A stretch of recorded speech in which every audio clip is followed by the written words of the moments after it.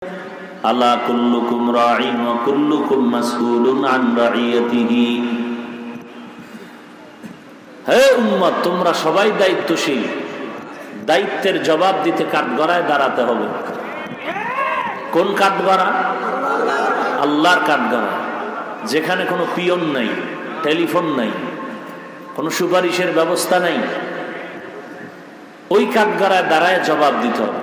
সাহাবী দাঁড়ায় গেলেন, ইয়া রাসূলুল্লাহ, কে কার দায়িত্বশীল?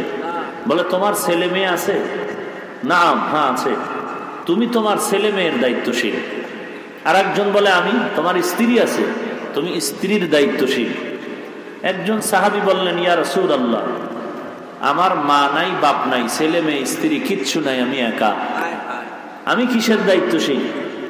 নবী বললেন, তুমি তোমার ওয়ালি জাসাদিকা আলাইকা হাক্কা ওয়ালি নাফসিকা আলাইকা হাক্কা, তুমি তোমার নাফসের দায়িত্বশীল, তুমি তোমার বডির দায়িত্বশীল,